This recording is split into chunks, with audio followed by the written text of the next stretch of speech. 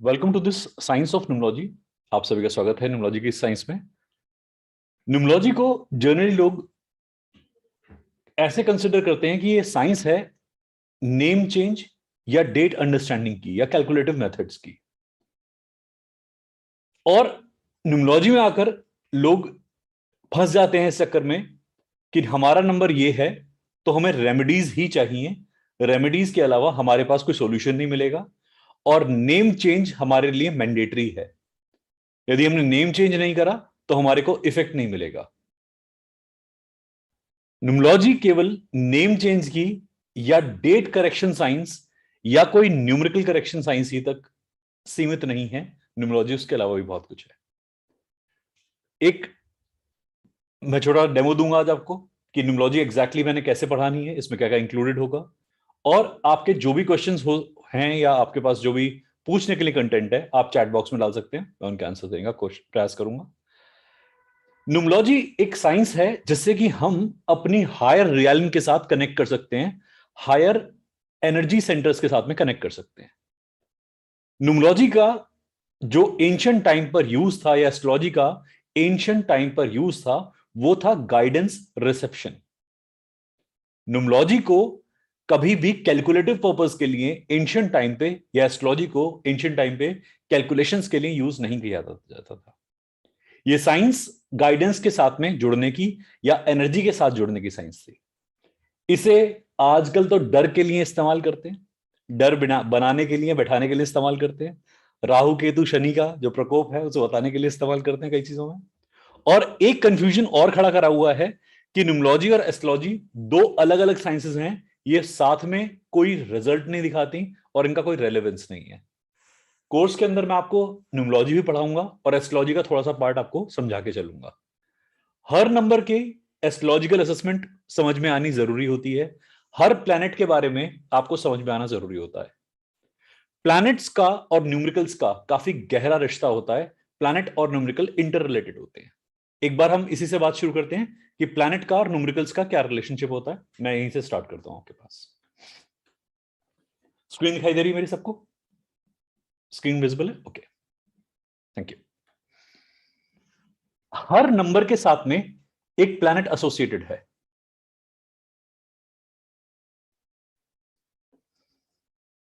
इसे note down कर लीजिए, ये आपके समझने में काम आएगा। जिसे नहीं पता है वो नोट डाउन कर लीजिए प्लीज।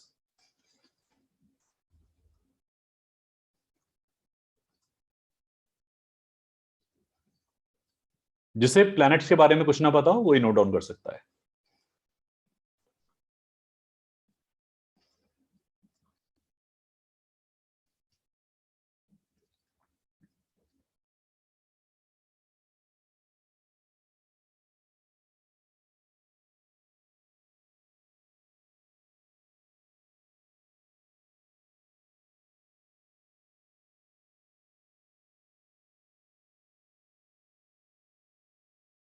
ये एक सीक्वेंस है नंबर्स का कि हमारे पास नंबर कौन सा किस प्लैनेट को इंडिकेट करता है और किस प्लैनेट को डिपिक्ट करता है। ये एक रिप्रेजेंटेशन है एनर्जी वाइब्रेशन की तरीके से इसे एडजस्ट करके बनाया गया है कि जिस नंबर की जैसी वाइब्रेशन थी उसके साथ उसके रिस्पेक्टिव प्लैनेट का एसोसिएशन करा गया। नंबर 2 की वाइब्रेशन मून के साथ एसोसिएट होती है, नंबर 1 की वाइब्रेशन सन के साथ एसोसिएट होती है। ऐसे ही रिस्पेक्टिवली हर प्लैनेट की वाइब्रेशन एक नंबर के साथ में फिक्स करके दिखाई हुई है। हमारे पास ये असेसमेंट हमारी डेट ऑफ बर्थ को एनालाइज करने में बहुत हेल्पफुल होता है। जब हम कहते हैं किसी का डेट ऑफ बर्थ मान लीजिए 11 है, तो यहां quality of two sun character देखी जाती है। ये हम पढ़ेंगे अपने सिलेबस के अंदर कि हम इसे कैसे जानते हैं, इसका मीनिंग और कैसे होता है। मैं आपको एक ब्रीफ इंट्रोडक्शन दे रहा हूं इन सब चीजों का कि कैसे कैसे नंबर्स के साथ में प्लैनेट का एसोसिएशन होता है, न्यूमरोलॉजी और एस्ट्रोलॉजी कैसे कनेक्टेड है आपस में। जब हम दो सन को ऐड करते हैं तो हमारा रिजल्टेंट एक मून में निकलता है। एक एग्जांपल ले रहे हैं, ध्यान से सुनिएगा प्लीज। 11 एक नंबर है जिसके अंदर हमारे पास 1 और 1 दो बार आता है। 1 stands for sun, 1 stands for energy, तो यहां इंसान में एनर्जी बहुत हाई दिख रही है, पर ये टोटलिटी में मून फॉर्मेशन करता है। न्यूमोलॉजी में जनरली मिस्टेक क्या होती है कि लोग असेसमेंट बहुत जल्दी कर लेते हैं, नंबर्स की क्वालिटी को सिमिलर मान लेते हैं। नंबर 2 वाली पर्सनालिटी को भी वो मून कह देंगे, नंबर 11 का 2 फॉर्मेशन होता है तो उसे भी मून बोल देंगे, 20 को भी मून बोल देते हैं। सबसे बड़ी मिस्टेक होती है कि ये सब नंबर अलग अलग है। नंबर 2 डिफरेंट है, नंबर 11 डिफरेंट है, नंबर 20 डिफरेंट है, नंबर 29 डिफरेंट है। इनके हो सकता है आपको स्ट्रक्चर्स और शेप एक सा दिख रहा हो क्योंकि रिजल्टेंट 2 आ रहा है, बट इनके इनहेरेंट क्वालिटी और इनके इंटरनल क्वालिटी एंटायरली डिफरेंट है। मैं आपको एग्जांपल में प्रोवाइड करूंगा यहां पर। मिनिमम हमारे पास रिकॉर्डिंग्स भी मिलेंगी आपको, ये जो मैं डेली क्लासेस लूंगा, सेशन लूंगा, उसकी रिकॉर्डिंग भी मिलेंगी, और आपको पीडीएफ नोट्स भी मिलेंगे आपको। ये जो मैं पढ़ा रहा हूं आपके, ये आपके नोट्स में से ही है सारा, ये सारा आपके टॉपिक पे इसका डिस्कशन मिलेगा। हमारे 2 लेवल होंगे, एक बेसिक लेवल और एक एडवांस लेवल। बेसिक लेवल के अंदर मैं आपको नंबर से इंट्रोड्यूस करूंगा, 1 से लेके 31 तक का डीप एनालिसिस करेंगे। जीरो का अलग से एनालिसिस करेंगे कि जीरो स्टैंड्स फॉर व्हाट।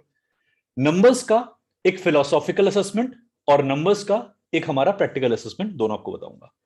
जो नोट्स प्रोवाइड करूंगा उसमें मेरे थ्योरी वाले नोट्स हैं, उसके अलावा मेरी कुछ क्लिनिकल ऑब्जर्वेशंस हैं, वो मैं आपको अलग से लिखवाऊंगा उसके अंदर। तो रेगुलर क्लासेस जो होंगे हमारे पास में, नोट्स के अंदर आपको कंटेंट मिलेगा ही मिलेगा, प्लस मेरे अपने क्लिनिकल असेसमेंट आपको अलग से दूंगा। आइए एक बार नंबर 2 की कुछ और क्वालिटीज को आपके सामने दिखाते हैं। एक सेकेंड।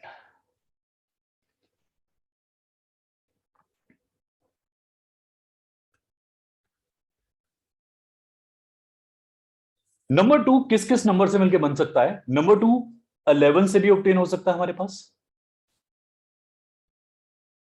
11 करेक्टर से। एक सेकेंड। नंबर 2 हमारे पास 20 करेक्टर से भी आ सकता है, 29 से भी आ सकता है, और केवल नंबर 2 से तो आता ही आता है। 11 वाले इंसान के अंदर हम अगर देखें गौर से तो यहां सन के डबल इफेक्ट्स आते हैं। 20 वाले इंसान के अंदर हम जनरली बोल देते हैं कि 2 + 0, तो ये तो मून ही है। जिस भी अंक के साथ 0 लगता है उसकी क्वालिटीज नॉर्मल से कुछ अलग चली जाती हैं। आप में से कई लोगों ने क्वेश्चन करे थे, आप में से कई लोग पूछते हैं कि जो 10 का फीचर है, 20 का फीचर है, 30 का फीचर है, क्या वो वैसा ही है जैसा हमारे पास में 2 का, 1 का या 3 का फीचर होता है? तो आंसर है कि no. 10, 20, 30 are entirely different numbers and they have the property which is more than the number or less than the number. 10, 20, 30 में 1, 2, 3 से डिफरेंट करेक्टर होते हैं, या तो थोड़ा ज्यादा होता है या कम होता है। मैं अभी आपको कोर्स में पढ़ाऊंगा ये कि कैसे एनालाइज करते हैं इसे। जनरली लोग क्या कर देते हैं, 20 को मान लेते हैं कि ये 2 ही है। 2 वाला इंसान 20 नहीं होता, 10 वाला इंसान 1 नहीं होता। अगर ऐसा होता तो नंबर फील्ड के अंदर, नंबरिंग के अंदर हम 10 को ही लिखते या 1 को ही लिखते। दोनों में से किसी एक का रेलेवेंस होता, अगले को हटा देते। दोनों का रेलेवेंस है। और हिंदी में कहावत तो सुनी होगी आपने कि 10 नंबरी जो इंसान कहते हैं वो 1 नंबरी से अलग होता है। 10 नंबर का कैरेक्टर बिल्कुल एंटायरली डिफरेंट बोला गया है, 20 नंबर का कैरेक्टर एंटायरली डिफरेंट बोला गया है। दोनों का पर्सपेक्टिव भी अलग होता है। तो ओके, आप जो भी क्वेश्चन है आपके यहां दे सकते हैं मुझे, मैं बीच बीच में आपके आंसर्स करता रहूंगा। आपके जितने क्वेश्चंस हैं मैं यहां पर देख रहा हूं, आप इनको प्लेस करते जाइए, मैं आपको धीरे धीरे करके आंसर देता रहूंगा। कुछ कंटेंट भी पढ़ाना चाहता हूं आपको, ताकि कुछ थोड़ी सी इंफॉर्मेशन भी आपको दे दूं कि एग्जैक्टली मैं किस तरीके से पढ़ाता हूं। एक बार फिर से देखेंगे स्क्रीन पे। मान लीजिए आपका डेट ऑफ बर्थ है 11 या 20 या 29। लोग आपको एज अ 2 ही देखेंगे हमेशा, टोटलिटी में वो आपको 2 काउंट करेंगे, बट इंटरनल कैरेक्टर के अंदर आपके पास यहां पर डबलिंग ऑफ सन कैरेक्टर है, यहां पर एक्सेस ऑफ मून है, moon to the power n इसे ऐसे बोलते हैं, और यहां पर आपके पास मून प्लस मार्स कंडीशन होती है। ये मैं पढ़ाते हुए समझाऊंगा आपको कि ऐसे कैसे होता है, इसे कैसे डीलिंग करते हैं। मैं बस आपको बता रहा हूं कि इन तीनों में कोई रेलेवेंस नहीं है। ये तीन डिफरेंट डिफरेंट लोग हैं। इन्हें पब्लिक जनरली टू से ही आइडेंटिफाई कर देती है कि इस इंसान का कैरेक्टर तो टू से ही निकलेगा, जितने भी हमारे पास टू के रिलेटेड कैरेक्टर हैं ये वैसा ही बिहेव करेगा। नंबर्स को गेज करते हुए कभी इतनी जल्दी नहीं करते हैं। आपके नंबर में आपके कर्मा छुपे होते हैं, आपका कार्मिक लेसन छुपा होता है। जैसे मान लीजिए किसी की डेट है 17, मैं एग्जांपल लेके आपको सुनाता हूं। मान लीजिए किसी की डेट है 17। अब इसका कार्मिक लेसन क्या है लाइफ का? इस इंसान को लाइफ में क्या करने के लिए धरती पर भेजा गया है? ये सन कैरेक्टर निकलता है, यहां से केतु कैरेक्टर निकलता है, और यहां से सैटर्न कैरेक्टर निकलता है। हम ये बात पढ़ेंगे अभी इस सिलेबस के अंदर। मैं आपको छोटा सा एक ब्रीफ इसका इंट्रोडक्शन दे रहा हूं। इसके लाइफ में ये रिस्पॉन्सिबिलिटी लेके चलेगा। रिस्पॉन्सिबिलिटी को मन करेगा नहीं इसका निभाने का कई बार, पर इसे लेके चलनी पड़ेगी। बहुत छोटी एज में ही बहुत ज्यादा मैच्योर हो जाएगा ये इंसान। लोग अपने सेकेंड हाफ को एक इंजॉयबल हाफ कहते हैं। सैटर्न वाले लोगों का सेकेंड हाफ जो होता है वो नॉर्मल लोगों से ज्यादा इंजॉयबल होता है। लोग ऐसा कहते हैं कि हम बड़े होंगे तो हम इंजॉय करेंगे, बट सैटर्न का, जुपिटर का और मार्स का सेकेंड हाफ नॉर्मली लोगों से भी ज्यादा इंजॉयबल होता है। ये नंबर अपने चाइल्डहुड में बहुत सप्रेस हो सकते हैं, पर अपने सेकेंड हाफ में 30s के अंदर, 35 के अंदर, 40s के अंदर ये बहुत अच्छा परफॉर्म कर सकते हैं। नंबर्स का कुछ करेक्टर होता है on the basis of their appearance. एक चीज और देखते हैं। आपको प्लैनेट्स याद होंगे कि आपने बचपन में प्लैनेट्स पढ़े होंगे कि हमारा अर्थ जो है, उसके बाद मार्स है, फिर जुपिटर है, फिर सैटर्न है, आगे यूरेनस, नेपच्यून, प्लूटो, उनकी पोजीशन भी आती है। यहां वीनस है, यहां मर्करी है, और इधर हमारे पास में मून एक्सेस आता है, और मून एक्सेस के ऊपर राहु और केतु प्लेसमेंट में आते हैं। इस ही सिस्टम को यदि हम पढ़ेंगे तो हम बहुत कुछ समझ सकते हैं कि इंसान की लाइफ में कौन सा नंबर, कौन सा प्लैनेट उस पर सबसे ज्यादा इंपैक्ट डालता है। आप में से जिसको एस्ट्रोलॉजी आती है वो ये बात अच्छी तरह से जानते होंगे कि हमारी लाइफ में मार्स का और वीनस का बहुत गहरा रिलेशनशिप होता है, बहुत बड़ा इंपैक्ट होता है। हमारी लाइफ के अंदर जो लॉन्ग लास्टिंग इंपैक्ट होता है वो जुपिटर और सैटर्न का होता है। ये आप सबने सुना होगा। अगर आपको प्लेनेट पता है, प्लेनेट कैसे होते हैं, जिनको भी एस्ट्रोलॉजी के बारे में आइडिया होगा, नहीं है तो सुन लीजिएगा, आपको पता लग जाएगा। सबसे हैवीएस्ट प्लैनेट जिसे कहते हैं, बड़ा प्लैनेट कहते हैं, वो होता है जुपिटर। तो जुपिटर के जितने फंक्शन होते हैं वो आपकी लाइफ में हैवीएस्ट रोल प्ले करते हैं। मतलब नंबर 3 आपकी लाइफ में काफी इंपॉर्टेंट रोल प्ले करता है। अगर आप नंबर 3 को ऐसे देखें, यहां पर देखिए साइड में नंबर 3, नंबर 3 के सामने अगर मैं एक और नंबर 3 क्रिएट कर दूं तो ये क्या फॉर्म करता है? नंबर 8। और नंबर 8 से हम क्या डिपिक्ट करते हैं? सैटर्न को। हमारी लाइफ के दो प्लैनेट्स जो हमारे कार्मिक को गवर्न करते हैं, मेजर कर्मा को गवर्न करते हैं, वो आते हैं जुपिटर और सैटर्न। इसके अलावा हमारी लाइफ के और कार्मिक रिजल्ट्स को जो गवर्न करता है वो होता है मार्स। आप देख सकते हैं किसी के चार्ट के अंदर मार्स की पोजीशन, जुपिटर की पोजीशन, सैटर्न की पोजीशन, न्यूमरोलॉजिकली, एस्ट्रोलॉजिकली, ये दोनों तरीके से हमारे कर्मा को गवर्न करती है। एस्ट्रोलॉजी में भी इस बात को मानते हैं, न्यूमरोलॉजी में भी इस बात पे हम काम करेंगे कि मार्स, जुपिटर, सैटर्न किसी के कर्मा में इंटरफेरेंस कर सकते हैं या कुछ ऐसे रिजल्ट ला सकते हैं जो कार्मिक होते हैं। अर्थ से जितने बाद के प्लैनेट हैं वो हमारी लाइफ के कर्मा को बहुत इंफ्लुएंस करते हैं। लिख लीजिए, इन्हें कहते हैं एक्सटीरियर प्लैनेट्स। एस्ट्रोनॉमिकली इन्हें कहते हैं एक्सटीरियर प्लैनेट्स। आपकी लाइफ की कंपैटिबिलिटी भी इन प्लैनेट पे डिपेंड करती है। लाइफ में जब हम अभी आपको पढ़ाएंगे तो मैं बताऊंगा किस किस प्लैनेट का आपकी कंपैटिबिलिटी पे क्या क्या असर होता है, कौन सा नंबर किसके साथ में ज्यादा कंपैटिबल है। इसके 81 कॉम्बिनेशंस पढ़ाए जाएंगे आपको। मैं 81 कॉम्बिनेशंस पढ़ाऊंगा कि किस नंबर का आपके साथ एसोसिएशन एज अ फ्रेंड हो सकता है या association as a life partner हो सकता है। तो इस पे हम बात करेंगे।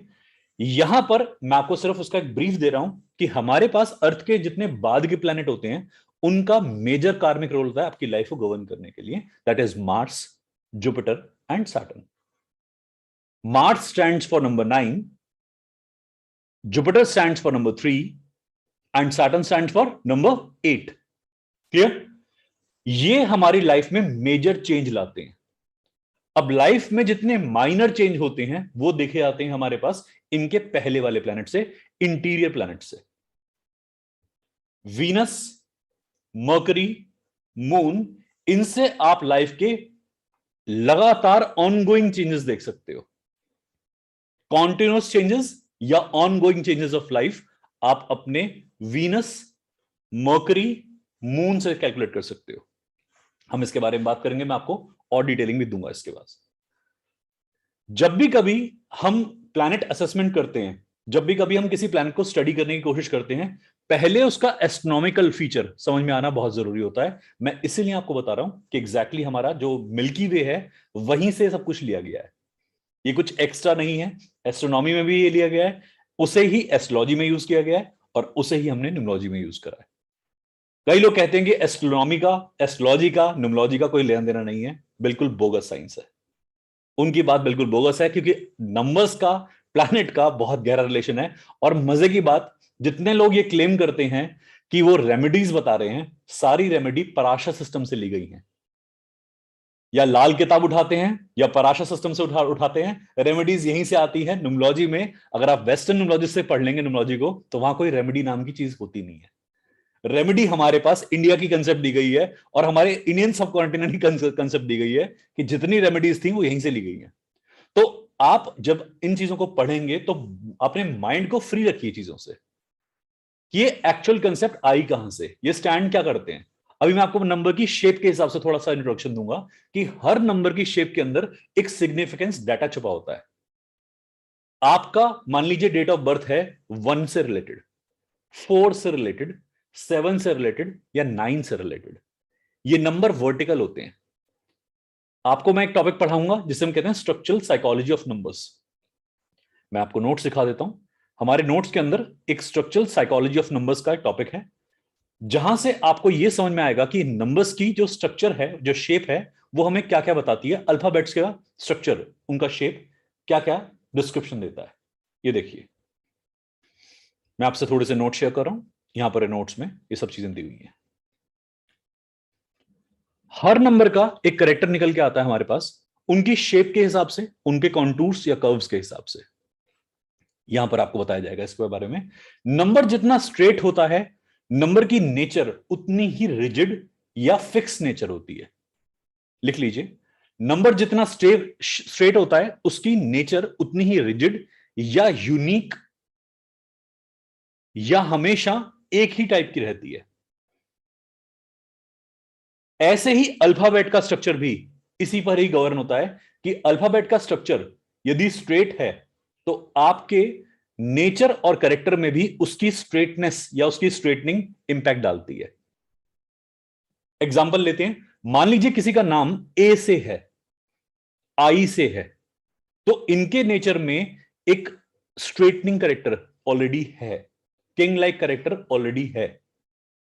हम पढ़ेंगे इसके बारे में कि हमारे पास अल्फाबेट से नाम का शुरुआत, जो अल्फाबेट से नाम की शुरुआत करते हैं, इसका लाइफ पे क्या इंपैक्ट आता है। आप में से काफी सारे लोग हैं, आप अपने अल्फाबेट देख सकते हैं कि आपका इनिशियल अल्फाबेट भी है और आपका सरनेम का अल्फाबेट भी है। हमारा सरनेम हमारी लाइफ में क्या इंपैक्ट डालता है। कई लोग नेम चेंज कर देते हैं, कई लोग सरनेम की स्पेलिंग चेंज कर देते हैं आजकल। ये भी देखने में आता है। कई बार मेरे पास ऐसे क्लाइंट आए, उन्होंने अपने सरनेम की स्पेलिंग का नाश मार दिया। अब जब वो सरनेम से पंगा लेते हैं तो क्या कार्मिक इफेक्ट बनते हैं इसके, क्योंकि सरनेम आपके एंसेस्टर से आता है। तो जब आप अपना सरनेम की स्पेलिंग चेंज करते हैं तो कितना कार्मिक हो सकता है। और नेम में कौन सा अल्फाबेट किस चक्र को डिस्टर्ब कर सकता है ऐड करने से, या आपकी लाइफ में कौन सा फीचर ला सकता है, इस पर भी हम बात करेंगे कि हर नंबर का, हर चक्र का एक अल्फाबेट होता है। और यदि आप फालतू अक्षर अपने नाम में डाल लेते हो तो आपका कुछ चक्र डिस्टर्ब हो सकते हैं या एक्टिवेट भी हो सकते हैं। और इसके लिए बहुत लॉजिकल थिंकिंग चाहिए होती है कि आप किस अक्षर से नाम की शुरुआत करो या कौन सा अक्षर अपने बिजनेस के अंदर ऐड करो। आपका सिलेक्शन आपके नेम को, आपके फेम को बहुत इंफ्लुएंस कर सकता है।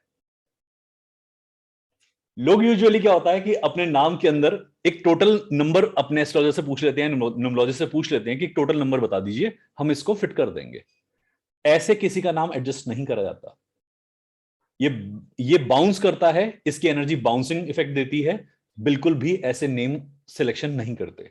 मेरे पास कई सारे लोग हैं जो बहुत फेमस न्यूमरोलॉजिस्ट से सीख सीख के आते हैं। बहुत बार काफी अच्छी खासी कोर्स फीस होती है, नाम लिया उन्होंने एक नया, उनसे अपने पास अप्लाई करा, कुछ महीने में बैकफायर हुआ, फिर पढ़ा, फिर दोबारा ट्राई करा।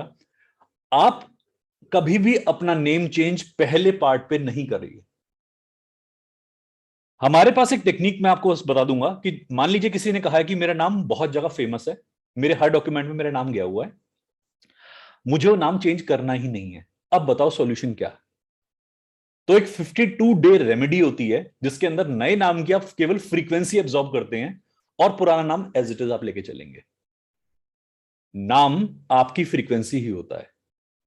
जब आपका मैं नाम देख रहा हूं या आप मेरा नाम देख रहे हैं तो एक फ्रीक्वेंसी है, आप उस फ्रीक्वेंसी से या तो कनेक्ट करेंगे या उस फ्रीक्वेंसी से डिस्कनेक्ट फील करेंगे। ये फ्रीक्वेंसी ही होती है जो हमें यूनिवर्स के अंदर हमारी वाइब्रेशन को थ्रो करने में हेल्प करती है।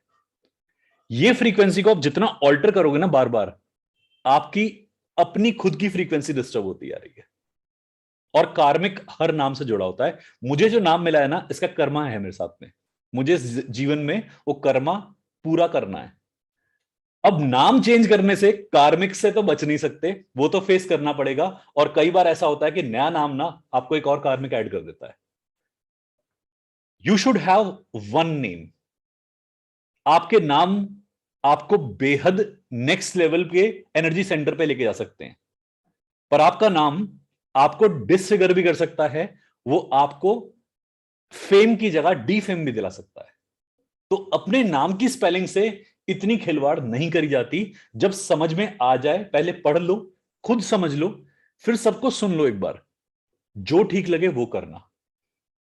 लॉजिक को फॉलो कीजिए, ना मेरी सुनिए ना किसी और की सुनिए, इसको पढ़ लीजिए चीज को, जो ठीक लगे उसके बाद वो कीजिए। We should always be selecting our name according to our self, our guidance only, but get the science completely, understand the grip of the science completely, and then do whatever you want to do because it is your option. According to me, किसी का name change फिर भी possible है, but surname में change नहीं होना चाहिए।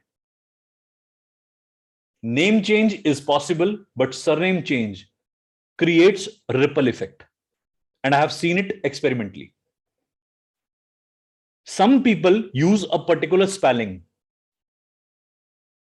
Some generation or any generation try to do some rectification in that spelling, can create a ripple effect. अगर कोई मान लीजिए किसी के सरनेम है शर्मा, सपोज करते हैं किसी का सरनेम है गुप्ता, अब शर्मा गुप्ता के अंदर जब आप ए लास्ट में जो आ रहा है, डबल ए कर दें इसे। आपको पता होगा हिंदी वर्णमाला किसी किसी ने पढ़ी होगी, यहां पर उसे पता होगा आ और बड़े आ का कितना फर्क होता है। एक छोटा सिलेबल भी संस्कृत के अंदर, हिंदी के अंदर या इंग्लिश के अंदर बहुत डिफरेंस ले आता है। फोनेटिक्स के अंदर एक नया वेवलेंथ क्रिएट होता है। लोग ये चीजें समझते नहीं है और फिर उनको दिक्कत होती है। सरनेम से कभी भी चेंज नहीं किया जाता अनटिल और अनलेस आपका गुरु आपको कोई नाम दे तो। यदि आपके गुरु ने आपको नाम दिया है, वो कहानी कुछ और होती है, उसका बताऊंगा कि गुरु का नाम देना क्या होता है। शादी हुई है, नेम चेंज हुआ है, वहां कहानी कुछ और है। शादी होने के बाद फीमेल का नेम चेंज होता है, हम उसे भी काउंटर करेंगे, हम उसे भी कंफर्म करेंगे कि एग्जैक्टली नेम चेंज का रेलेवेंस क्या होता है और लड़की को अब क्या फेस करना पड़ेगा। पहले लाइफ में जो नेम था उसे कब यूज करेंगे और जो अब का नेम था उसका क्या रेलेवेंस है। इन दोनों नेम्स के बारे में हम स्टडी करेंगे कि बिफोर मैरिज और आफ्टर मैरिज आपके नेम का फर्क क्या पड़ता है।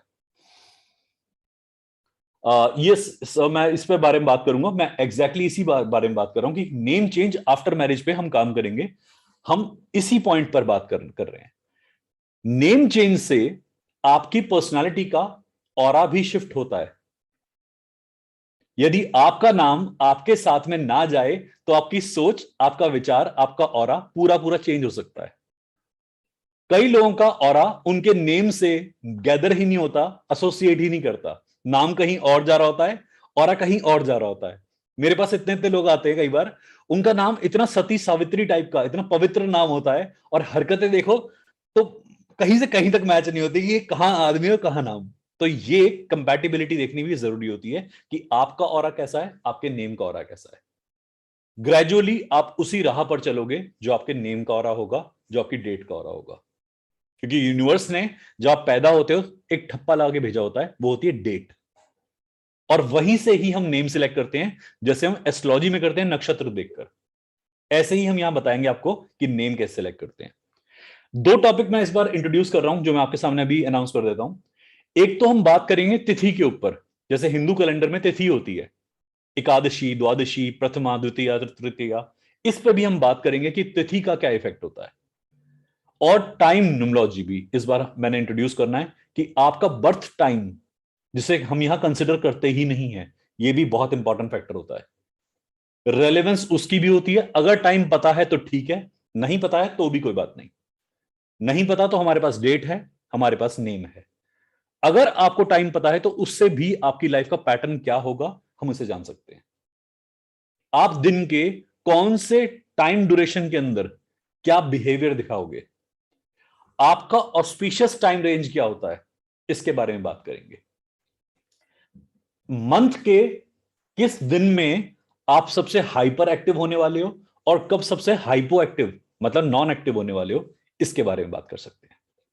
किसी की तिथि से और किसी के टाइम ऑफ बर्थ से, उसके बारे में और भी डिटेलिंग हम कर सकते हैं। Mood swings, emotions, mental status, इनके बारे में भी काफी चीजें जान सकते हैं केवल तिथि और डेट टाइम से। हम यहां पर जो सिस्टम में फॉलो करेंगे, मैं आपको कोर नंबर्स पढ़ाऊंगा। हमारे पास 5-6 कोर नंबर्स हैं जो आप पढ़ने वाले हैं हमारे से, जिसमें हमारे पास psychic number, destiny number, soul number, personality number, total karmic number कहते हैं या लाइफ का टोटल डेस्टिनी नंबर कहते हैं, वो पढ़ेंगे। इसके अलावा लॉशु ग्रिड, लॉशु का पूरा रिलेटिव फैक्टर। लॉशु एक चाइनीज कंसेप्ट है, तो हम इंडियन कंसेप्ट भी पढ़ेंगे जो वैदिक में आता है, जिसे हम सूर्य यंत्र कहते हैं या हम पांद्र के यंत्र कहते हैं उसे। तो मैं उसके ऊपर ही आपको हल्का सा डिस्कशन इस बार कराऊंगा कि हम वैदिक से कैसे लॉशु प्रिपेयर कर सकते हैं। लॉशु एक फैंग कंसेप्ट है, हम इसे बहुत मान के चलते हैं, कई लोग इसे बहुत फॉलो करते हैं, बट आप साथ ही साथ एक सूर्य यंत्र भी कर सकते हैं फॉलो। इसके साथ में आप लक्ष्मी यंत्र जिसे हम कहते हैं वो भी बना सकते हैं। तो हम इसके बारे में भी आपसे बात करेंगे। दशा, अंतरदशा, प्रत्यंतर दशा, सूक्ष्म दशा, इंग्लिश में कहें तो pinnacle, year number, month number, day number, इस पे भी काम करेंगे। साथ ही साथ काम करेंगे गोचर पे, गोचर के ऊपर, जैसे हम यहां पर कहते हैं essence number, event number, essence number कह के बुलाते हैं उसे। और मैरिज कॉम्बिनेशंस के ऊपर कि मैरिज किस कॉम्बिनेशन से करते हैं, वो भी हम तैयार करेंगे इसके अंदर। एक कंफ्यूजन आप सबका था और आपने में से काफी लोगों ने मुझसे पूछा है कि जो मैरिज नंबर्स होते हैं, क्या वो जो नॉर्मल फ्रेंडली नंबर होते हैं वही एग्जिस्टेंस में होते हैं या कुछ और होते हैं उनके अलावा। फ्रेंडली नंबर अलग होते हैं, मैरिज कॉम्बिनेशंस अलग होते हैं। मैं दोनों पढ़ाऊंगा आपको, आपको दोनों बता दूंगा कि इसमें होता क्या है। तो there are n number of things which you people were confused in initial state. मैं आपके नंबर देख रहा हूं और इसी से ही मैं आपके क्वेश्चन से ही सारे एनालिसिस दे रहा हूं। Yes ma'am, mobile numerology will also be there. Mobile numerology भी हम करेंगे।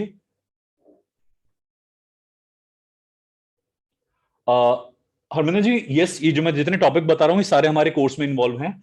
और हर सैटरडे को आपका डिस्कशन क्लास हुआ करेगी। एडवांस में जैसे ये स्टार्ट हो जाएगा हमारे पास, एडवांस के बाद से हर सैटरडे को एक डिस्कशन क्लास होती है, आप वहां का पार्टिसिपेशन करेंगे उस क्लास का। और वो क्लास कभी रुकेगी नहीं, वो आपके सिलेबस के बाद भी चलती रहती है। टेलीग्राम के ऊपर हमने वो ग्रुप बनाया हुआ है और वहां पर हर सैटरडे को एक लिंक डाला जाता है जहां पर मैं आपसे डिस्कशन करता हूं। ओके, हमारे पास जो एडमिन्स हैं हमारे, वो सारा डिटेल, सारा डाटा, फी स्ट्रक्चर आपको प्रोवाइड कर देंगे। आप उनसे भी कंफर्म कर सकते हो। कुछ टॉपिक मेरे पास हर बार मैं नए इंट्रोड्यूस करता हूं, तो मैंने यहां पर आपको 2 नए टॉपिक बताए हैं, तिथि और टाइम पीरियड, जो इस बार मैं आपसे सिलेबस में एक्स्ट्रा पढ़ाऊंगा आपको। ये सिलेबस में इंक्लूडेड नहीं है। जो आपको मिलेगा सिलेबस, उसमें कई सारे टॉपिक ऐसे होंगे, हर बार होता है कि मैं कुछ ना कुछ गाइडेंस बेस पे टॉपिक लेके चलता हूं, तो इस बार के 2 नए टॉपिक हैं, ये आपको मिलेंगे। आपके जो भी क्वेश्चन आप प्लेस करते हो मैं बोलता आ रहा हूं उसके ऊपर। मोबाइल न्यूमरोलॉजी होगी, कंपैटिबिलिटी फॉर्मूला होगा कि हम कपल के बीच में कंपैटिबिलिटी टेस्ट कर सकते हैं कि एक कपल या 2 पार्टनर आपस में किस तरीके से रिलेटेड हैं और उनका एनर्जी आपस में मैच करता है या मिसमैच करता है, ये भी हम इसमें इंक्लूड करेंगे। क्वेश्चन को मैं भी ले रहा हूं, 1 मिनट बस, मैं सबके क्वेश्चन ले रहा हूं। बहुत सारे क्वेश्चन आ गए, मैं एक कोशिश कर रहा हूं कि 1 बाय 1 आपके सारे क्वेश्चंस को मैं एंटरटेन करता चलूं। क्लासेस जो हैं वो हमारे पास आपको मैम बता देंगी कब से स्टार्ट हो रही हैं। मेरे ख्याल से शायद मंडे से स्टार्ट कर रहे हैं, क्लासेस को मंडे से स्टार्ट करेंगे, तो आप लोग एनरोलमेंट करा सकते हो मंडे तक अपना। कंपैटिबिलिटी के लिए न्यूमरोलॉजी में हम काम कर सकते हैं, जैसे हम जन्म कुंडली मिलाते हैं कपल के लिए, ऐसे ही न्यूमरोलॉजी के लिए भी हम कंपैटिबिलिटी टेस्ट कर सकते हैं कि 2 इंसान आपस में सोच सेम शेयर करेंगे या फ्यूचर सेम शेयर करेंगे, और इन दोनों चीजों में फर्क होता है। हम कई बार सोचते हैं जिनकी सोच सेम होती है उनका फ्यूचर भी सेम होता है। ये हम चीज को देख के चलेंगे कि दोनों पैटर्न डिफरेंट तरफ इंडिकेट करते हैं। बताऊंगा मैं आपको कि किस तरीके से दोनों की कंपैटिबिलिटी हम टेस्ट करते हैं, ये भी टॉपिक हमारे पास है।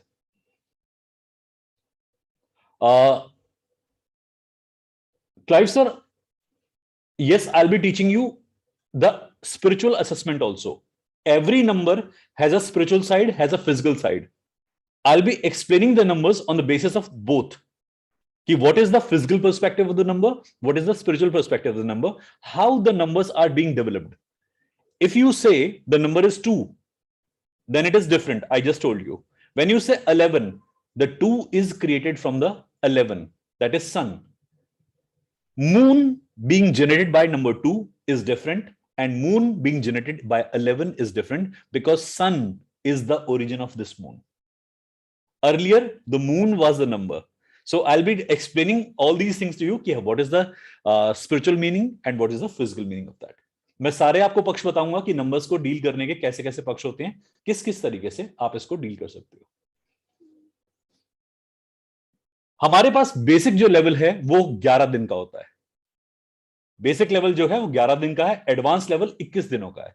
बट ये मेरे पे होता है, पिछला बेसिक लेवल 18 दिन चला था, तो ऐसी कोई डेडलाइन नहीं है मेरे पास, मैं कोई डेडलाइन फॉलो नहीं करता, मैं गाइडेंस फॉलो करता हूं। मुझे लगा 11 दिन चलना है, 11 दिन होगा, जहां गाइडेंस आएगी फालतू करना, मैं फालतू पढ़ा के जाऊंगा, तो उसमें कोई टेंशन नहीं है। एक्स्ट्रा ही होगा, एक आध दिन फालतू ही पढ़ पाएगा, कम तो नहीं हो सकता। ओके, हमारे पास 2 टाइम स्लॉट मिलेंगे आपको अभी, एक इवनिंग बैच भी होगा, एक मॉर्निंग बैच भी होगा। मेरी इवनिंग बैच अभी रनिंग है, करंटली रनिंग है, तो उसमें अभी एडवांस खत्म होने वाला है, फिर बेसिक स्टार्ट होगा। तो ये भी आप, जिन लोगों को कंफर्टेबल फील नहीं होता मॉर्निंग में, आप 7 PM वाला बैच अटेंड कर सकते हैं, जो फ्यूचर में स्टार्ट होगा। ये वाला बैच है, इसके पैरेलल वो वाला भी चलेगा। फीस और टाइमिंग के लिए एडमिन से, कोमल मैम से कंफर्म कर लें, वो आपको सब कुछ वहां पर एक्सप्लेन कर देंगी। आपके पास मैं आपको अपना नंबर प्रोवाइड कर रहा हूं, मैं चैट बॉक्स में डाल देता हूं।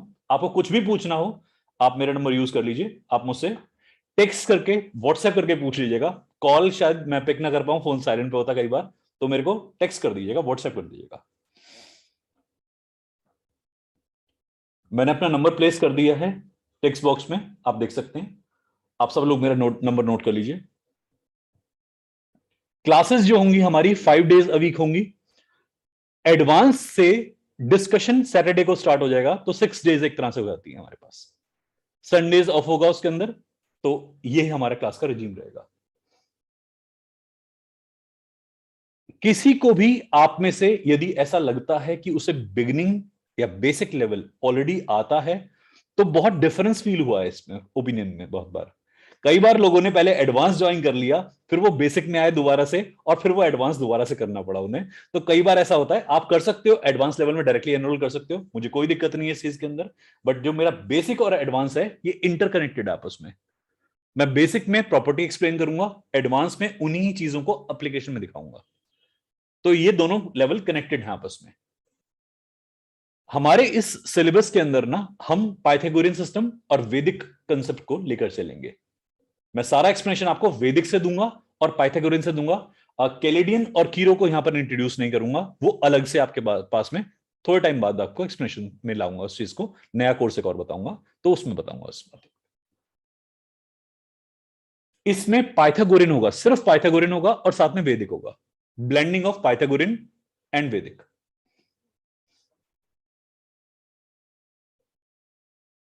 अगर किसी के पास में डेट ऑफ बर्थ अवेलेबल नहीं होती, उसका इंफ्लुएंस क्या होता लाइफ पे, ये सारे क्वेश्चंस हमारे पास देखो। कई बार क्या होता है कि आपके सर्टिफिकेट में कोई और डेट ऑफ बर्थ होती है, आपकी रियल डेट ऑफ बर्थ कुछ और होती है।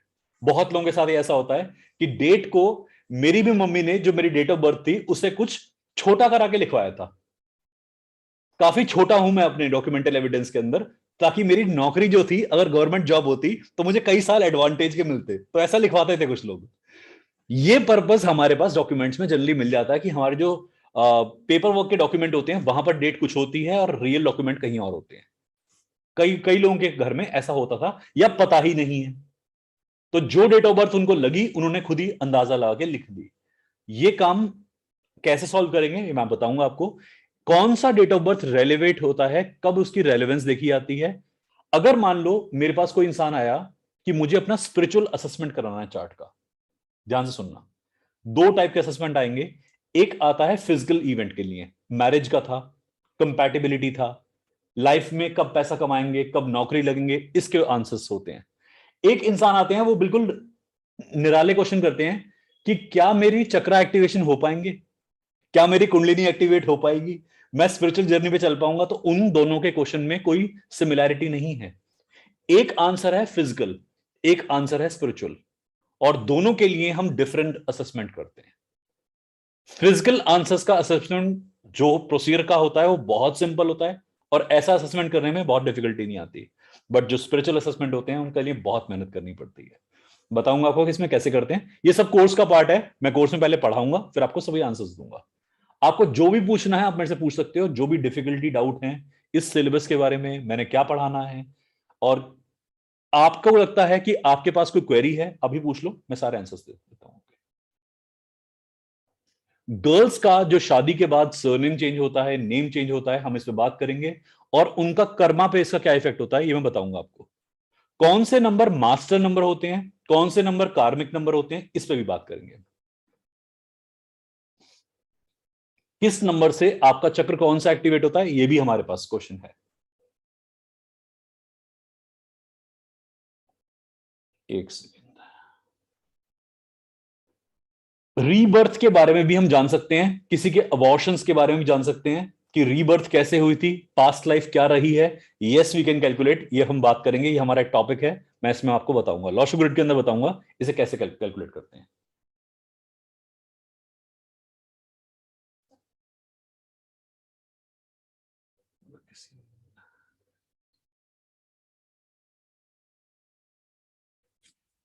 अगर आपको एस्ट्रोलॉजी आती है, न्यूमलॉजी उसमें एडिटिव इफेक्ट क्रिएट करेगी।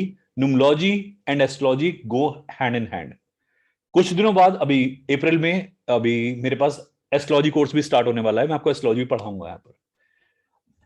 यहां पर भी मैं आपके साथ में दोनों चीज लेके चलूंगा कि एस्ट्रोलॉजी में इसको कैसे पढ़ते हैं, न्यूमलॉजी में। जैसे मैं आपको एक एग्जांपल लेता हूं, ध्यान से सुनिएगा। हमारे पास एक कॉम्बिनेशन बनते हैं जिन्हें हम कहते हैं काल सर्प योग। कई लोगों ने सुना होगा, काल सर्प कंडीशन कहते हैं। बुध आदित्य योग, विष योग, गज केसरी योग। तो ये यहां भी हम आपको करेंगे, करके बताएंगे।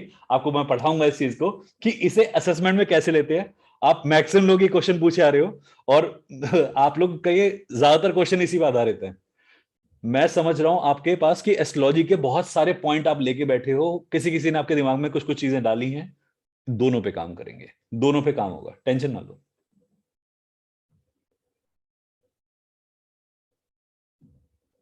Okay okay okay. हाँ मैम, सोल नंबर पे भी हम काम करेंगे, जिसे हम सोल अर्ज नंबर कहते हैं। मैं इसके बारे में बताऊंगा कि इससे हम ऑरा कैसे रीड करते हैं, किसी की ऑरा रीडिंग कैसे हो सकती है, किस नंबर का कौन सा ऑरा होता है, और आपके नव ग्रह नव रस के बराबर होते हैं। 9 प्लैनेट जो होते हैं वो 9 फ्लेवर्स ऑफ लाइफ कहते हैं। इस पे हम डिस्कशन करेंगे। तो कौन सा फ्लेवर किसकी लाइफ में कब कम होता है, कब ज्यादा होता है। मान लीजिए लॉशो ग्रिड के अंदर किसी का कोई नंबर एक्सेस में था, किसी का कोई नंबर मिसिंग था, तो उसे रीड कैसे करते हैं। एस्ट्रोलॉजी में हम एक कंसेप्ट पढ़ते हैं रेट्रो प्लैनेट्स, या हम कहते हैं कंबस्ट प्लैनेट। उसे भी यहां कैसे डील करते हैं ये बताऊंगा आपको। रेमेडीज भी हैं, रेमेडीज भी हमारे पास में आएंगी। मिसिंग कर्मा नंबर पढ़ाते हुए रेमेडीज पढ़ाऊंगा आपको। और मेडिकल न्यूमरोलॉजी भी आपके पास में यहां इंक्लूडेड है। मेडिकल न्यूमरोलॉजी जिसमें हम किसी की हेल्थ स्टेट, किसी के साथ में मेडिकल कंडीशन कैसे एसोसिएट हो सकती है, ये पढ़ाएंगे आपको।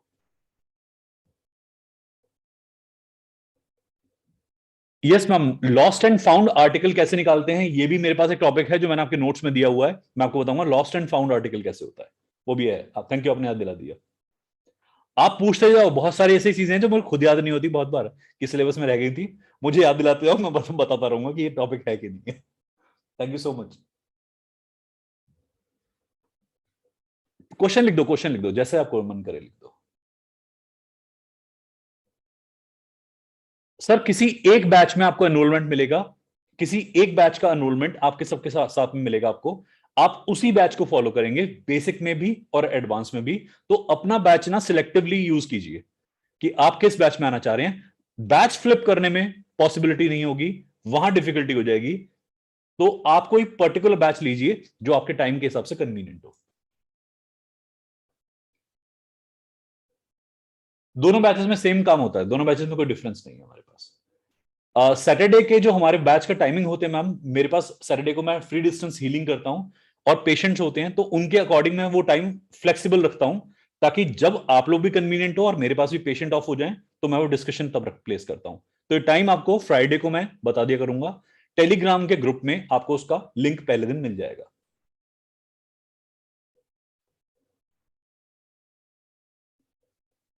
हर सैटरडे को क्लास होती है, हर सैटरडे को क्लास होती है, कॉन्टिन्यूस वीक पे चलती हैं, और वो नेवर एंडिंग क्लासेस हैं। आपके कोर्स के खत्म होने के बाद भी मैं वो क्लासेस लगातार लूंगा, वो क्लास कभी ओवर नहीं होगी। क्लास का ड्यूरेशन मैम 2 आवर्स का होता है मेरे पास में, 2 घंटे एटलीस्ट।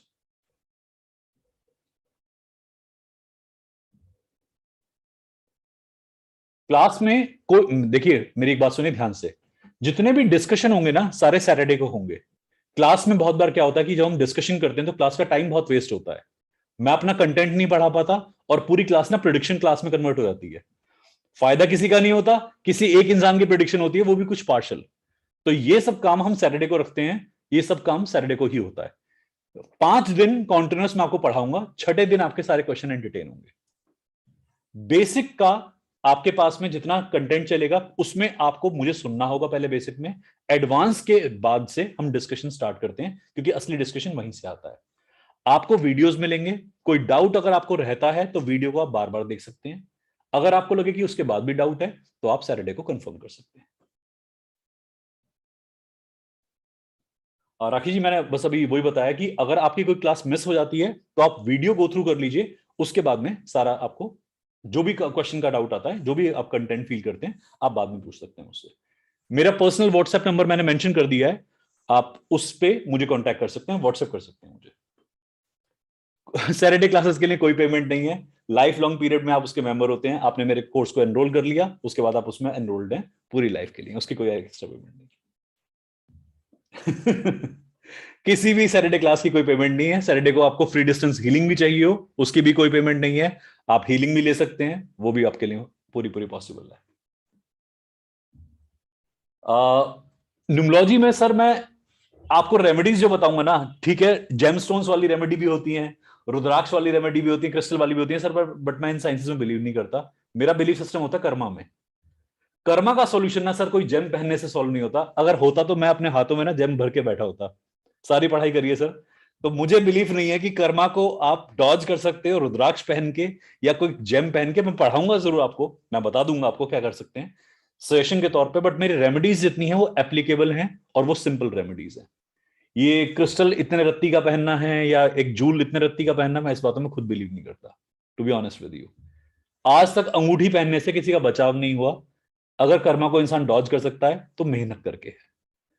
कार्मिक क्लियरेंस केवल मेहनत करके होता है, उसके अलावा मेरा बिलीफ सिस्टम नहीं कहता। आप कहोगे कि मुझे क्लाइंट को लूटना है, मुझे लूटना सिखाओ, तो मैं पूरा सिखा दूंगा कि क्लाइंट का कैसे पूरा इस्तेमाल करें। मैं पूरा सिखा के भेजूंगा। मैं खुद नहीं बताता, बट आप बता सकते हो, उस लायक आपकी पढ़ाई हो जाएगी कि क्लाइंट को कैसे निचोड़े, वो पूरा टेक्निक सिखा दूंगा। Okay okay okay okay. Saturday classes के लिए कोई पेमेंट अलग से नहीं है। सैटरडे क्लासेस के लिए वही है हमारा सिलेबस। आप कोर्स में एनरोल करेंगे, आप ऑटोमेटिकली सैटरडे क्लासेस का पार्ट हैं। मैं आपके ग्रुप में, जब आप एडवांस स्टार्ट करेंगे मेरे पास में, एक टेलीग्राम का लिंक भेज दूंगा, आप तुरंत ज्वाइन कर सकते हैं उसे। वहां पर हर सैटरडे डिस्कशन होता है, 2 घंटे डिस्कशन होता है वहां पर हर सैटरडे को। आप अपने जो मर्जी क्वेश्चन लाएंगे, वहां डिटेन होते हैं।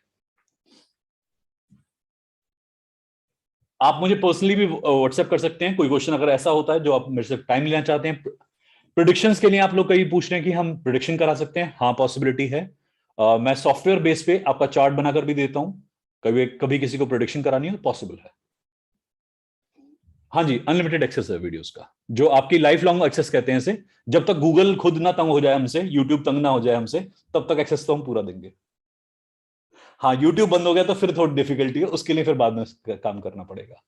और एक आपको ना मैं कैलकुलेटिव सॉफ्टवेयर दूंगा लास्ट में, एक ट्रायल वर्जन सॉफ्टवेयर कहते हैं उसे, वो एक आपको मिलेगा। उसमें आप सारी कैलकुलेशंस कर सकते हैं। उसमें उसको काम करने से या उसमें काम करने से आपको काफी सहूलियत रहेगी। तो लास्ट में एक सॉफ्टवेयर दूंगा आपको छोटा सा। जो भी क्वेश्चंस आपके हैं आप लिखते जाइए, मैं सबके आंसर देने का प्रयास कर रहा हूं। बहुत सारी आपने बातें पूछी थी, मुझे एक्चुअली कई सारे टेक्स्ट आपके याद नहीं है। आप यहां पूछ सकते हैं मेरे पास में जो भी क्वेश्चन आपके हो।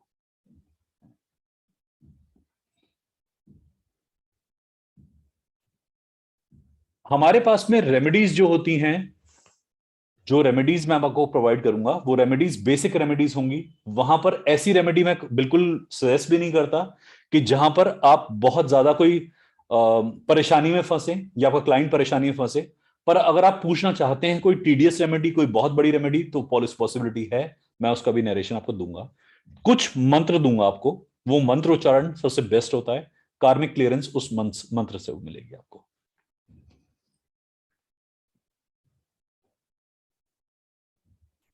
हमारे पास जो मैं कोर्स रन कर रहा हूं, मैं फिर से एक्सप्लेन कर रहा हूं, हम एक तो वैदिक को लेके चलेंगे। मैं पराशर सिस्टम को फॉलो करता हूं वैदिक में।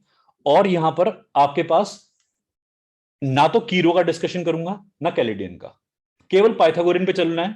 पाइथागोरियन की ही स्क्रिप्ट फॉलो करूंगा सारी सारी। वैदिक को मैं मेजरली पढ़ाऊंगा आपको। पाइथागोरियन पाइथागोरियन सिस्टम को कैलकुलेशन पर्पस के लिए यूज करेंगे, बट मैं मेजरली आपको वैदिक पढ़ाऊंगा। और आपकी प्रिडिक्शन उससे बहुत एक्यूरेट होती है। आप अपनी प्रिडिक्शन खुद कर सकते हैं इस कोर्स के खत्म होने के बाद। अपना क्लिनिक एस्टेब्लिश कर सकते हैं इस कोर्स के खत्म होने के बाद। मम रेनू जी, अच्छा है कि आपको कोई नॉलेज नहीं है इन सब चीजों के बारे में, क्योंकि अगर आप फ्रेश आते हैं और बिल्कुल एकदम ओपन माइंड से आते हैं तो बहुत अच्छा होता है। हमें भी, जब हमने कोर्स किया था, जब समझने शुरू कर दी साइंस, मैं तो बिलीव भी नहीं करता था इन सब साइंसेस में। मैं बिल्कुल नॉन बिलीवर स्टेट में था। तो अच्छा है कि आप नॉन बिलीवर हैं, आपको नहीं आता है। बेसिक से पढ़ाऊंगा, कोई डिफिकल्टी नहीं होगी ऐसा आपको। हमारे पास जो दोनों कोर्सेज का ड्यूरेशन है, मैं आपको फिर से बता रहा हूं। बेसिक कोर्स 11 दिन का है, एडवांस कोर्स 21 दिन का है। तो लगभग हमारे पास 32 डेज का ये ड्यूरेशन में चलेगा। 32 से ऊपर ही जाएगा, कम नहीं होगा फॉर श्योर। ये मैं आपको पहले से बता देता हूं, 32 से ऊपर ही जाएगा इस कोर्स। हाँ जी मैम, पीडीएफ के अंदर सब कुछ आपको मिलेगा। मैं आपको अगर आप पूछ ही रहे हैं तो आपको बता देता हूं। एक मिनट, देख ही लो, बता के देता हूं, आप खुद देख लो। ये आपके ना बेसिक नोट्स हैं सारे, ये जो मैंने आपको दिखाए हैं, ये बेसिक सिलेबस के नोट्स हैं। नीचे लेफ्ट साइड पे आप देख सकते हो कितने पेजेस लिखे हैं वहां पर। Can you see the pages on the left side, left most side, corner side? 373, 373 आपके बेसिक के पेजेस हैं। और लगभग इतने ही या इससे ज्यादा आपके एडवांस के पेजेस हैं। तो काफी सारा कंटेंट है मैम। इसे पढ़ने के बाद ना कोई किताब खोलने की जरूरत नहीं पड़ेगी, आपको सारा का सारा कंटेंट दिमाग में आ जाएगा आपके। जो क्वेश्चंस हैं आप ये चैट बॉक्स में कर दीजिए प्लीज, मैं सारे क्वेश्चन आंसर करता हूं आपके।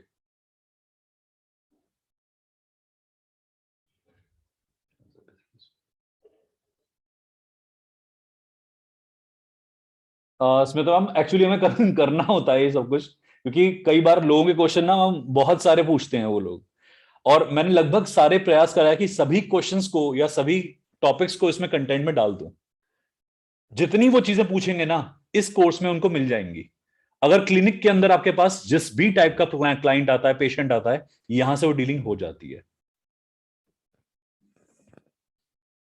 अनुजा जी, टैरो और न्यूमरोलॉजी इसमें इंक्लूड नहीं होती, बट ये एक्चुअल में एक ही कॉइन के दो साइड्स हैं।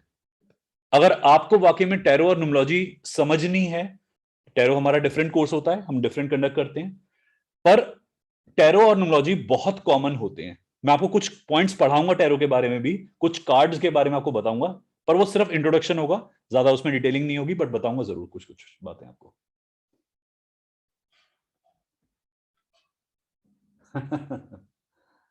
हाँ मैम, थोड़ा ज्यादा सिलेबस है इस बार, मैंने थोड़ा सिलेबस एक्सटेंड कर दिया है, थोड़ा बढ़ा दिया है। आपके जो भी क्वेश्चन हैं आप यहां पर प्लेस कर सकते हैं, आपके जो भी टॉपिक्स हैं आप यहां पर प्लेस कर सकते हैं। रेनुअम, आपका डेट ऑफ बर्थ कंफर्म नहीं है, कोई बात नहीं, पर आपकी जो एनर्जी सेंटर्स हैं वो इसी डेट से लॉक होंगे।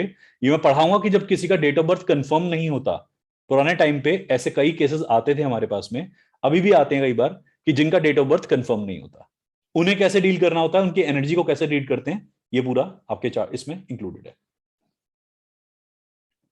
आपको जो भी पूछना है फीस स्ट्रक्चर के बारे में, कोर्स स्ट्रक्चर के बारे में, आप एडमिन से पूछ सकते हैं, आप मुझे भी इसमें टेक्स्ट कर सकते हैं, मैं आपको पूरा नरेशन उस बारे में पहुंचा दूंगा अब तक। मैं आपको अपने एडमिन का नंबर पास ऑन कर दूंगा, आप उनसे भी बात कर सकते हैं सीधा सीधा, वो सारे ब्राउचर्स आपको सेंड कर देंगे। श्योर श्योर श्योर, साइंटिफिकली आपको पूरा पूरा समझ में आएगा। यस मैम, वैदिक न्यूमरोलॉजी का भी ग्रिड होता है, जैसे मैंने आपको बताया कि जैसे हम यहाँ पर पंचदशी यंत्र कहते हैं, पांडविक यंत्र कहते हैं, या वास्तु यंत्र भी कहते हैं कई लोगों से, कई लोगों से सूर्य यंत्र भी कह देते हैं, तो वो भी आपको मैं आइडिया देके चलूंगा कि कैसे बनता है। ये वास्तु का कंसेप्ट और फेंगशुई का, दोनों का कंसेप्ट मैं आपको उसको कंपैरिजन में पढ़ाऊंगा हल्का सा।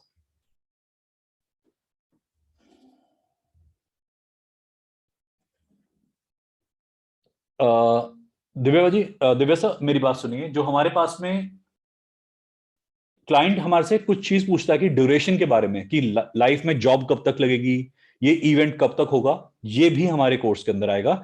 इवेंट नंबर पढ़ाऊंगा, और इवेंट नंबर पढ़ाते हुए एग्जैक्टली इन क्वेश्चंस का आंसर कर सकते हैं हम, कि हमारी लाइफ में प्रॉस्पेरिटी कब आएगी, जॉब रिलेटेड काम कब होगा, ये सब इसमें इंक्लूड है। पायलम, रिकॉर्डिंग मिलेगी आपको, रिकॉर्डिंग्स मिलेंगी। आपको अपनी ईमेल आईडी सेंड करनी होगी, ईमेल आईडी अपनी वैलिड ईमेल आईडी जो आप भेजेंगे, उसी से आपको यूट्यूब का एक लिंक मिल जाएगा। आपको सब लोग यहां पर बता देंगे कैसे कैसे काम करना है, मेरे एडमिन्स आपको समझा देंगे इस बारे में।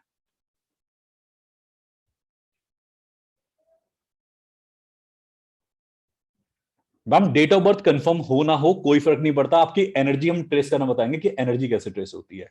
कई लोगों का डेट ऑफ बर्थ वो खुद डिसाइड करते हैं कि हमारा डेट ये हमने बना के चला था, अब लाइफ में कैसे कैसे इवेंट आएंगे ये आपको बताया जाएगा, कैसे कैलकुलेट करते हैं, ये सब आएगा। आपके जो भी क्वेश्चन हो, मैं अपना नंबर दोबारा यहां प्लेस कर रहा हूं, ध्यान से अपने मेरा नंबर देख लीजिए अपने पास में। आपको जो भी डाउट फील होते हैं आप बाद में भी पूछ सकते हैं, मंडे से स्टार्ट करेंगे इस चीज को, तब तक आप कंफर्म हो लीजिए, जब पूरा कंफर्म हो जाए तब आप अपने कोर्स में एनरोल कराएं।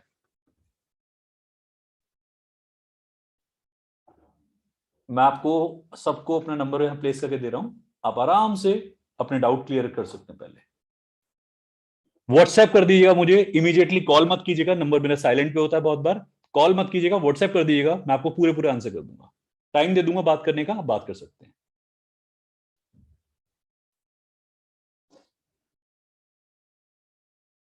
रेनी जी, बिल्कुल, मैंने खुद भी सुना है कि कई लोग कहते हैं कि एस्ट्रोलॉजी बहुत इंपॉर्टेंट है, न्यूमरोलॉजी से कुछ नहीं होता, और न्यूमरोलॉजी में कुछ नहीं जान सकते। ये कई सारे लोगों का मेरे पास क्वेरी था, और बहुत सारे क्वेश्चन उन्होंने पूछे थे इस रिगार्डिंग।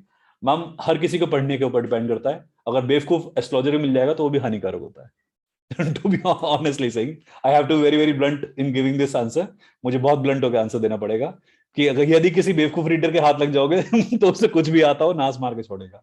टैरो वाले के पास चले जाओ, उसकी अपनी कहानी हो जाएगी। पढ़ा लिखा इंसान समझदारी से उसने मेहनत करी काम पर, मैम आंसर कोई भी दे सकता है, आप खुद भी दे सकते हो। आप खुद देख लो, आप एक पेड़ के पत्ते लेके बैठ जाओ अपने ऊपर, अपने पास में, और सिंपल उससे आंसर निकाल सकते हो। जैसे आप डाउजर सुना होगा आप लोगों ने, डाउजिंग करते हैं हम लोग, आप पेड़ की टहनी उठा लो, आप उससे डाउजिंग कर सकते हो। यदि आपको आता है तो आप कहीं से भी काम कर सकते हो, और नहीं आता तो पूरा मजमा बिठा लो, फिर भी काम नहीं हो पाएगा। So ma'am it's all about skill. आपके कितनी प्रैक्टिस करिए अपने स्किल की, ये चीज पे डिपेंड करता है।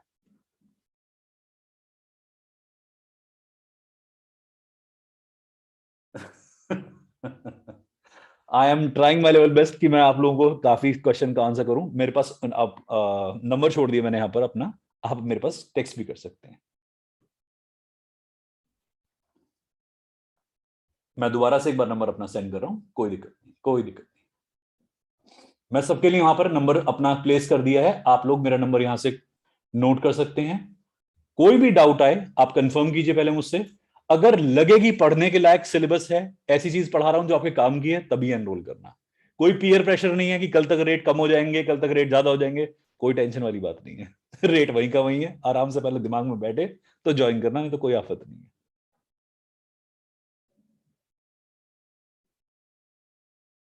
ओके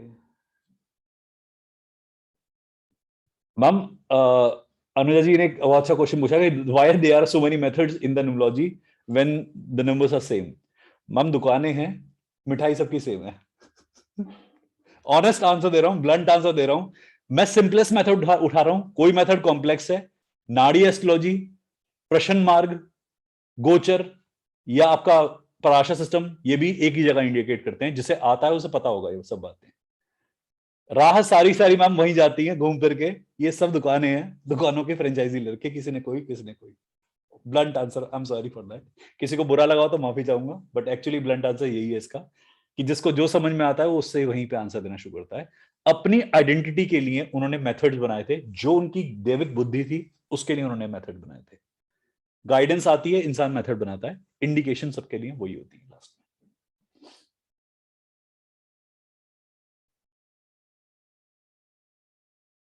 आपको जिसमें जो भी कोई आपको मेथड आपको पूछना हो और जानकारी चाहिए हो, मैं आपके पास अवेलेबल हूं। आप मुझे टेक्स्ट कर सकते हैं व्हाट्सएप पे, मैं अवेलेबल हूं वहां पर। आपको जिसमें भी डाउट फील होता आप वहां से कंफर्म कर सकते हैं। आई थिंक मैंने आपके जितने क्वेश्चंस मेरे पास थे और जहां जितने भी आए मैंने उनका आंसर देने का प्रयास करा है। मैंने आपको मेथड बताया किस तरीके से मैं पढ़ाऊंगा, मैंने एक डेमो दिया छोटा सा इसका। आपको कुछ और भी पूछना मुझसे, आप अलग से पूछ सकते हैं। मेरे स्टाफ के बारे में मैं आपको जानकारी दे दूंगा, एडमिन्स के बारे में बता दूंगा। आप उनसे कॉन्टैक्ट करके ब्राउचर्स ले सकते हैं, वो आपको सारा इन्फॉर्मेशन देंगे। Thank you so much for being there. आपको मैं मंडे से मिलूंगा, मंडे से क्लास स्टार्ट हो जाएगी हमारे पास। Thank you, God bless you all.